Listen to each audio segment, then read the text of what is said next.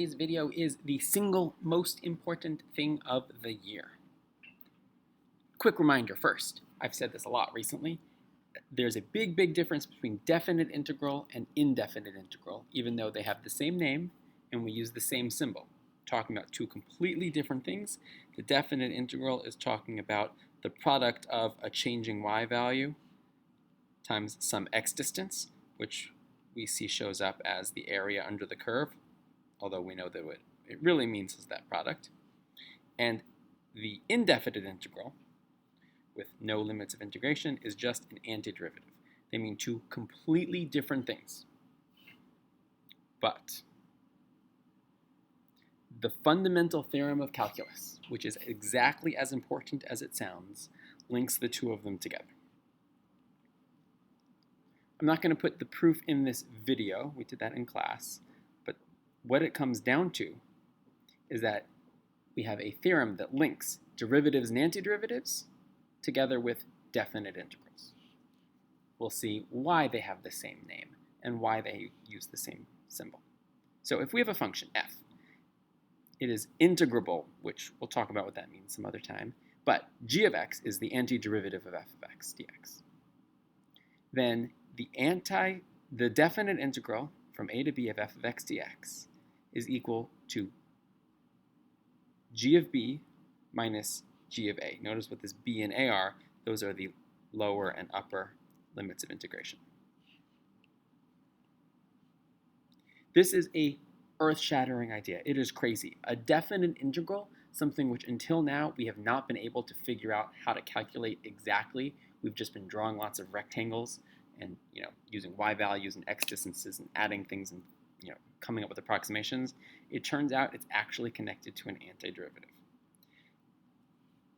The way you'll see this a little bit more frequently written is like this. Just the advantage to this second version of writing it is we don't use two different letters. We don't use f and g. We just call it f. Another name for the antiderivative of f is a capital F. So we can write the same theorem without having to use the g. We can say the definite integral from a to b of f of x dx is equal to the antiderivative of x, of f of x, evaluated from a to b. This line here, we read that out loud as evaluated from, and what it means is we evaluate the antiderivative at the upper limit, and then we subtract the antiderivative evaluated at the lower limit. So this ends up being the important fundamental theorem. Let's look at a couple of examples and you'll see it's not too complicated.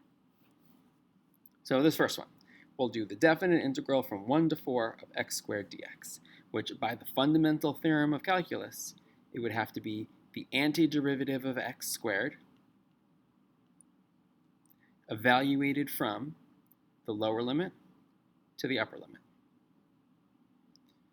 which means the antiderivative x cubed over 3 evaluated at 4 cubed over 3, minus the antiderivative evaluated at 1 cubed over 3, which is 64 over 3 minus 1 over 3, which happens to be a nice, pretty, simple 21.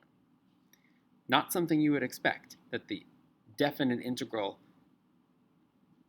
from 1 to 4 of a graph that is curved from 1 to 4, you wouldn't necessarily expect that this area in here would be a nice, simple, pretty 21, but it is. We'll look at a couple others on this page. We're not going to do all of them.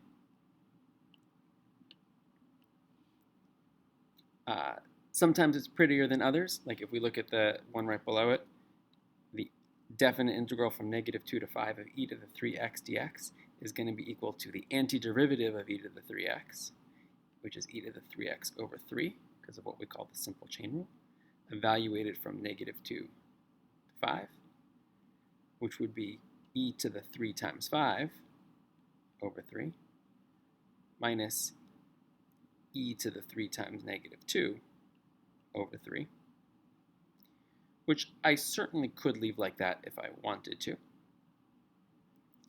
Or you could turn that e to the -6 put it into the denominator, which would look like e to the 15 over 3 minus 1 over 3e to the 6th. I'm not sure why that's better. Just two different ways to say the same thing.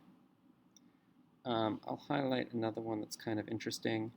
Notice how this one in the middle, the definite integral from 1 to 5 of x dx, looks a little bit weird to us. You hopefully notice, like, hey, that's kind of weird to say the definite integral from 5 to 1. That's strange. But it doesn't have to affect the way we do our evaluation. It's still going to be the antiderivative of x, which is x squared over 2, evaluated from the lower limit to the upper limit. There's no rule that says those have to be in order.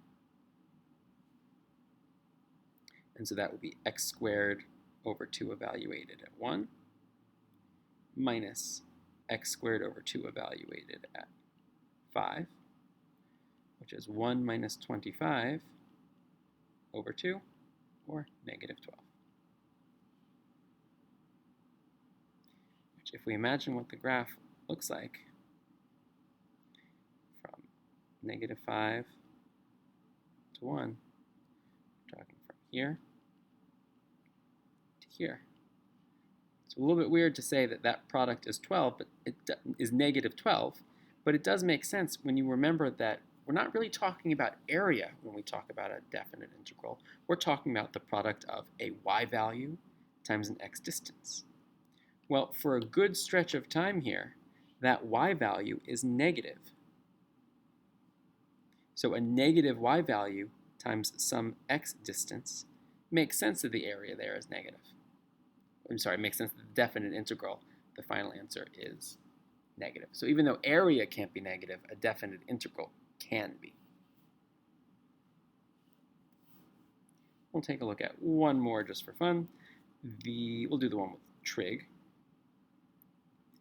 So the definite integral from negative pi of sine of x dx would be the antiderivative of sine of x evaluated from the lower limit to the upper limit, which would be negative cosine of pi minus negative cosine of negative pi. There's a lot of negatives in here, and be real careful about these two in the middle. Remember that the minus sign is part of the theorem.